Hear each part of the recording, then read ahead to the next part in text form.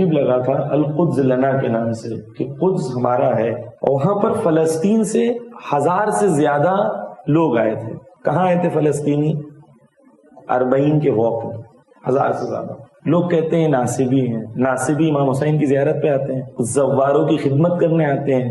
یعنی ایک موقف تھا جہاں فلسطین زواروں کی خدمت کر رہے تھے، پانی بانٹ رہے تھے، پیر دبا رہے تھے، زواروں کی خدمت فلسطینی کر رہے تھے 1000 سے زیادہ. ایک فلسطین سے میرے ایک دوست نے پوچھا کتنی شہادتیں ہو رہی ہیں، بھاگنے کا بھی راستہ نہیں ہے، سب جگہ سے بند کر کے آپ لوگوں کو مارا جا رہا ہے، کیا لگتا ہے آپ کو کیا ہوگا؟ کہاں پوچھ رہے ہیں؟ کربلا اور نجف کے راستے میں. اس نے 1-2 بار سوال کو اوائڈ کیا، جواب نہیں دیا. آخر میں شرط کے ساتھ جواب دیتا ہے، کہتا ہے کہ میں جو بول رہا ہوں کہیں خدا نہ کرے تو میں مایوس نہ کر دے. وہ کہتا ہے کہ ہم اس یقین پہ پہنچ گئے ہیں کہ دنیا ہماری زندگی سے بیدار نہیں ہوگی تو حسین ابن علی کی طرح ہم اپنا خون بہانا چاہتے ہیں تاکہ ہماری شہادت سے لوگ بیدار ہوں. فلسطینی ہے جس نے بچپن سے امام حسین علیہ السلام سے ایسے عشق نہیں کیا جیسے ہم نے کیا، لیکن اپنے آپ کو اس منزل پہ پہنچا رہا ہے کہ وہ کہہ رہا ہے کہ مجھے امام حسین علیہ السلام کی طرح شہادت کو پیش کرنا ہے نا. ایک شخص ہے وہ خدمت کر رہا تھا وہاں فلسطین میں، نجف سے کربلا واک میں. وہ توجہ کیجیے، اس کا ویڈیو بہت وائرل ہوا ہے کہ اس کو بم گرا تو اس میں سب گھر والے مر گئے، اس کی بیوی مر گئی، اس کے بچے مر گئے، اس کے ماں باپ مر گئے، اس کی بہن ایک تھی اس کو پیرالیسس ہو گیا، مری نہیں پیرالیسس ہو گیا. ویڈیو آپ دیکھیے گا یوٹیوب پر ہے کہ جب وہ سو رہا تھا تب بم گرا تھا.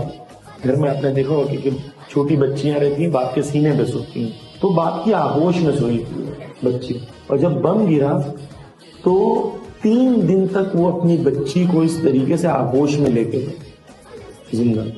آپ سوچیں کہ آپ ملبے کے اندر ہیں اور بچی آپ کی آغوش میں ہے، اور 3 دن تک آپ کو پتا نہیں آپ کی بچی زندہ ہے کہ مر گئی، کہ آپ ہاتھ نہیں لا سکتے. 3 دن تک وہاں کی خدمت کر رہا تھا. وہ کہتا ہے استشهد أولادي ابني بلال وبنتي ريتال وأمي وأبي وأخي وأختي وأزواج أخواتي وكل أطفال العائلة وخرجوني من تحت الردم في حضن أولادي الاثنين مستشهدون. جب میں باہر نکلا تو لوگوں کو لگا تھا یہ مر گیا ہے اور اسے مردہ خانے میں بھیج دیا گیا تھا.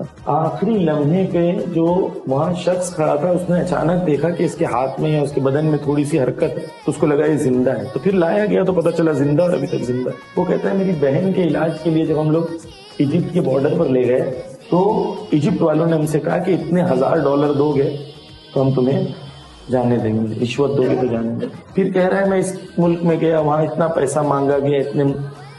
پھر کہتا ہے کہ صرف 2 جگہ ایسی ہے جہاں ہم سے مانگا نہیں گیا، ہم سے پوچھا گیا تمہیں کیا چاہیے. ایک ایران ہے اور ایک عراق ہے، کیونکہ دونوں جگہ خون حسین کا اثر پتا چلتا ہے. سعید جلیلی جو ایران کے پچھلے الیکشن میں کھڑے تھے، وہ اس خیمے میں آئے، اس موقف میں آئے تو انہوں نے کہا میں اپنا گھر بیچ کے تمہیں پیسہ دوں گا تمہاری بہن کے علاج کے لیے. کون ہے یہ کربلا فضانے کے بارے میں. آج دنیا کربلا کی پیاسی ہے، دنیا کربلا کی پیاسی. ہم نے کربلا کو اس طریقے سے نہ منایا نہ اس طریقے سے پہنچایا جس طریقے سے دنیا آج پیاسی.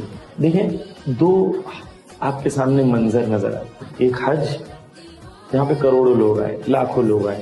فگرز میرے لیے امپورٹنٹ نہیں، ویلیوز امپورٹنٹ. وہاں کتنے لاکھ آئے حج میں وہاں پر اور کتنا پیسہ کمایا گیا، لیکن وہاں پر اجازت نہیں دی گئی کہ فلسطین کے لیے کوئی جھنڈا اٹھا سکے. یعنی آپ مردہ حج کرو جس حج میں روح نہیں ہے، ظالم، ظلم، حق، باطل، یہ کچھ نہیں کرنا ہے تمہیں، صرف پتھروں کے آگے چکرے کاٹنے بس. اور دوسرا آپ کے سامنے 40 ہے. یہ شیعہ ہے، وہ مثلا لبنان کا شیعہ ہے یا ساؤتھ کوریا کا شیعہ ہے. میں نے دیکھا South Korea, Japan, far east country کے شیعہ، برازیل کے شیعہ، نائجیریا کے شیعہ، ان کا کیا لینا دینا ہے، لیکن ہزاروں کی تعداد میں آپ فلسطین کا جھنڈا لے کے چلیں گے. ابھی آپ کہیں گے مولانا ابھی آپ نے کہا تھا کوئی کنٹری کا جھنڈا نہیں ہونا چاہیے. نہیں، فلسطین کنٹری نہیں ہے اس وقت، فلسطین ایک سمبل ہے دنیا کے مظلومین کے لیے.